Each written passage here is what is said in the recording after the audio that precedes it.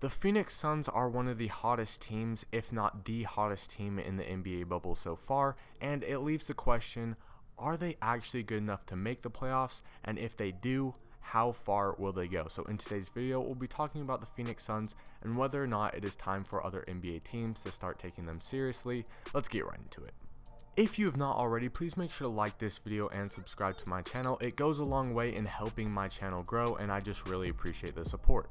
But anyways, getting right into things, the Phoenix Suns, as of the time that I'm recording this video, are 6-0 after beating the Oklahoma City Thunder, and this is the first time they've been in legit playoff contention since they kind of started their rebuild several years ago. Now obviously that means that the Suns have been pretty bad for a really long time if this is the first time that they are even in contention to make the playoffs, but I think that they are definitely headed in the right direction, and I think that they are in a very good situation right now. They have a clear elite star player in Devin Booker.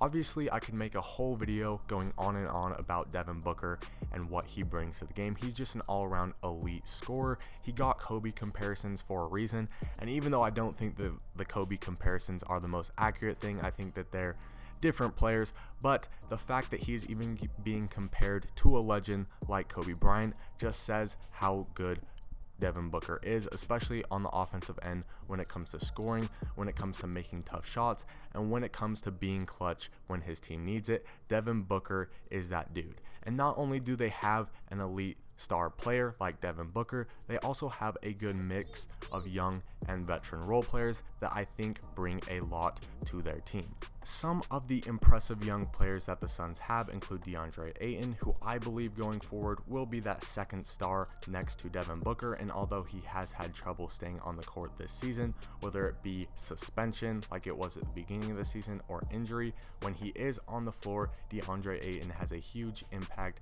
and like I said, I think that he will be that second dude next to Devin Booker going forward. They also have Mccall Bridges, who is one of my personal favorite players on the Suns, and for that matter, the entire NBA. When it comes to young guys, I just love Mccall Bridges. He improves every single game he plays, it seems like, and he just does everything that a team needs. He plays lockdown defense. In my opinion, he will probably be their guy who is guarding the other team's best player in the future, and he can also score a little bit as well. He's just that perfect 3-and-D guy, and in my opinion, as he continues to develop, he will become a very, very valuable asset for the Suns team.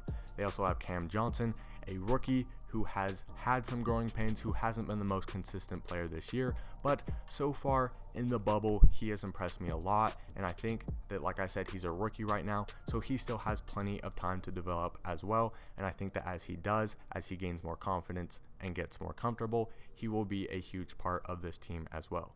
Javon Carter is a backup point guard for the Suns, and he has the tendency to every once in a while just pop off and put up some massive numbers, but even when he isn't having a ridiculous game, he is always doing his job on the defensive and offensive end.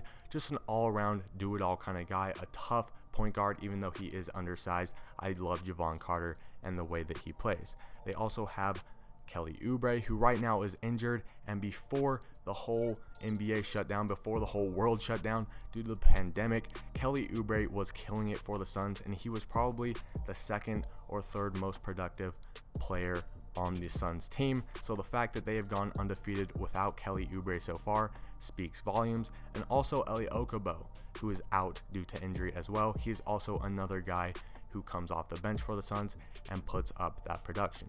So obviously the Suns have a ton of young talent that is still developing and continuing to improve every day, and most likely not all of these guys will remain on the Suns long term, but the few who do improve a ton and the few who kind of find their roles, in my opinion, will stay on the team, and they will have a huge impact for the Suns in the future.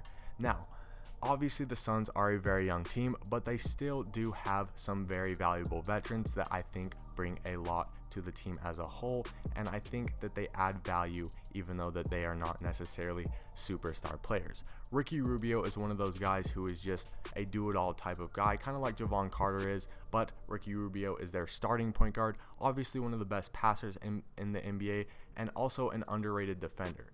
Ricky Rubio is one of the best perimeter defenders when it comes to guarding the point guard and shooting guard positions, and he has done it year after year after year. This is a guy who doesn't need the ball to be productive. This is a guy who will set up his teammates, and in my opinion, he's the perfect backcourt partner for Devin Booker. He is setting Devin Booker up all the time, as well as the other Suns players.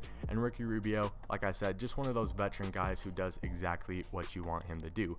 They also have Dario Saric, who is not necessarily the oldest veteran. He has not been in the league a ton of time, but compared to the rest of the players that the Suns have, Dario Saric is definitely one of the older guys, and Dario Saric is just an elite player on the offensive end. He's also one of those guys who just fulfills his role perfectly. He's kind of that stretch big that the Suns have, and I think that he just fits in well with the other players that the Suns have on their team. They also have Baines, who is currently hurt, but he is another one of those guys who before the NBA shut down was absolutely killing it. Like I said, just the Suns have so many valuable role players, whether it's young guys or veterans, and obviously Devin Booker is their star player. I just think that the players that the Suns have mesh so well, and as they continue to build chemistry, they will only get better. And now that I mentioned chemistry, this is actually one of the biggest issues that I think that the Suns have had in the past. So much turnover and so much change, whether it be with the roster or coaches or management. The Suns have just not stuck to one thing and let it play out. As soon as the Suns start doing bad, in my opinion, the management panics and they feel the need to get a brand new coach or trade half the roster or trade one of their key players to try to switch up something new.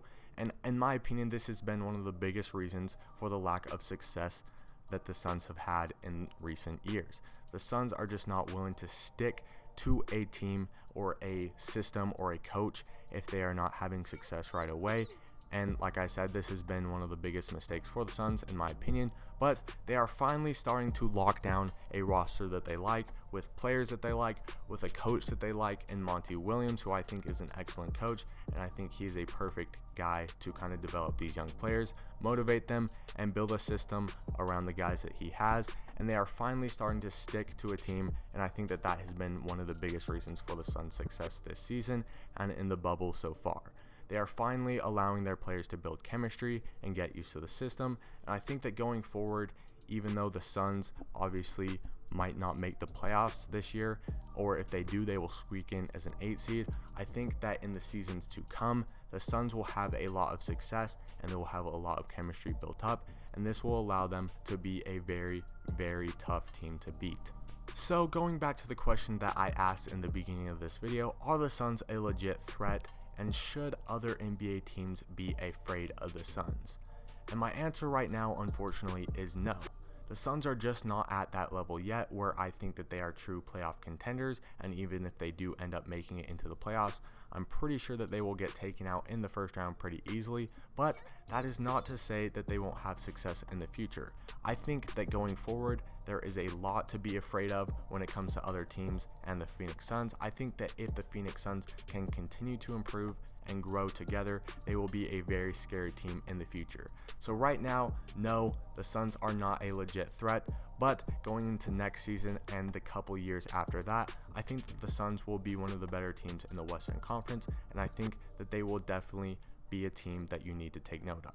Anyways, that is my opinion. Please leave your thoughts in the comment section down below, and of course remember to like and subscribe if you enjoyed. Thank you so much for watching. I'll see you in my next one.